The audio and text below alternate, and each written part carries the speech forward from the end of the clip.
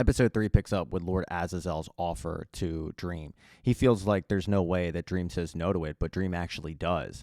He doesn't necessarily come right out and say, no, I'm not accepting it. He just tells Azazel, I'll give you my decision tomorrow with everybody else. He's not about to be bullied by this guy. That night, though, the decision of Morpheus is weighing on a lot of people, and one of those people is Lady Nula, who can't sleep that night. She heads out to get some air, and she runs into Dream, and they start talking about the fact that Lady Nula actually met Dream years ago. I'm talking 1500s. She was informally introduced to him. He invited Queen Titania and King Oberon and a few others from Fairy to see a performance that was written by William Shakespeare. Dream had commissioned Shakespeare to write a play on the king and the queen so that their names and the legacy of Fairy would live on forever in the mortal world. And this did a lot for the relationship between both worlds, and Lady Nula never forgot it. Dream used to visit Fairy quite a bit. He had a really good relationship with the king and especially the queen, but something happened. They had a falling out. He hasn't been there in a while, and that's one of the reasons why he and Nula never really got a formal introduction. But when she heads off to her bed, Dream does say to her, "It's nice to finally officially meet you." The next day, everybody wakes up and they get ready for Dream's decision. He goes through the list. He understands that the demons and the Dan must have a home. It's something that he and Lucienne had actually discussed. Lucienne was kind of pitching him an idea of just giving the key to Azazel because it is his home, but Dream's hesitant to do that because he knows that Azazel has other motives. He's not just going to stay in hell, he'll look to expand. But he realizes that Lucienne is right. They need a place. However, they're not getting it. In fact, nobody that came for the key is getting the key. And Dream does a really good job of giving his reasons why, but eventually he decides to give the key to its creator. He looks up at Remiel and Duma and he says, "The key is yours." Everybody takes this pretty well except Azazel. He once again tries to intimidate Dream in his kingdom, but it doesn't work. He ends up shape-shifting into that venom-looking demon and basically challenging Dream to come get Nada. And Dream does. I mean, he goes in, he grabs her, he rips her from the depths of whatever Azazel is. But with Dream so close, it allows Azazel to attack, at least he thinks. Azazel's completely forgotten about the fact that he is in Dream's home. Dream makes the rules. So when Azazel goes to attack, he is completely foiled by Dream. And Dream actually traps Azazel in a glass bottle. So Nada is saved, and now it's put everybody on notice. Hey, if you don't like my decision, you're not going to like the outcome of letting me know it. Before everybody leaves, he does get an update from Lucienne on how Nada is doing. She's with the doctor, she sustained no injuries, but she's clearly traumatized. Lucienne is going to let Dream know as soon as Nada wakes up. But she implores him, go check on your other guests, please. And again, everybody seems to take the decision by Dream pretty well. Lord Killikin tells him he understands. Shivering Jemmy tells him that she didn't even want hell in the first place. She just thought that because it was up for grabs, she didn't want anyone else to have it. And with Lady Merkin now in charge of all the demons, she wants to check on what Dream is planning to do with Lord Azazel, but he says nothing. Just going to let him sit there and think. And she really appreciates that because she knows that Lord Azazel would not be as kind to Dream if the roles were reversed. When Lord Odin steps up to say goodbye, he's interrupted because Loki is making a scene. He's tied up, he's gagged at the mouth, he can't understand what he's saying, but Lord Odin tells Dream, yeah, he doesn't want to return to the world or his wife for that matter. Thor then just carries him out. Then it comes for Nula and Chlorokin to leave, and they thank Dream for his decision-making. But when Nula says, we'll tell our king and queen that you said hello, that's when Chlorokin pulls her aside and tells her, hey, I thought you knew, but you're not coming back to Fairy. And no, she didn't know.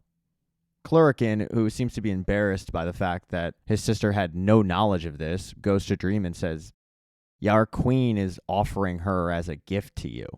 And it's going to look really bad if you reject the gift. It's going to look even worse for Nula if she returns to Fairy.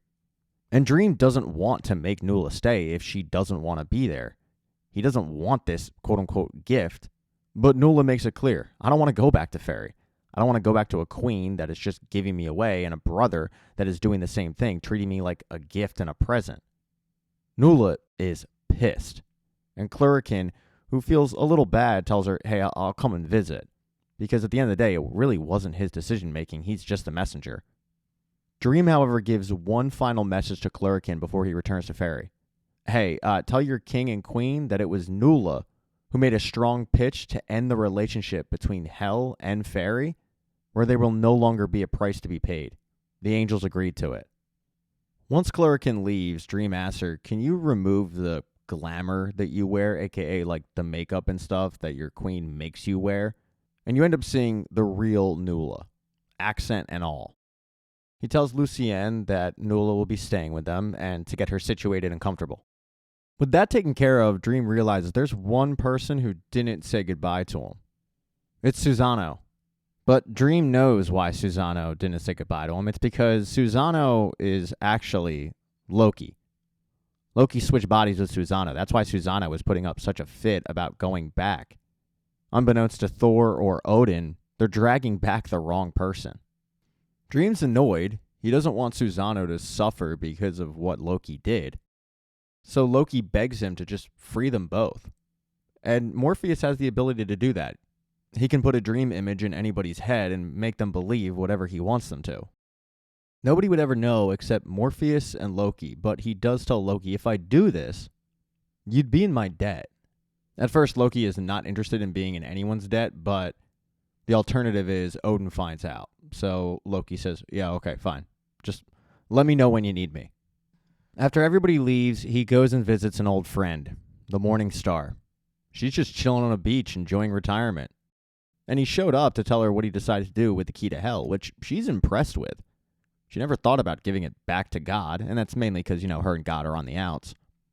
She does tell him, though, after having some reflection, that when she said she swore to destroy him, it was really just because she was angry at God, not because she was angry at Dream.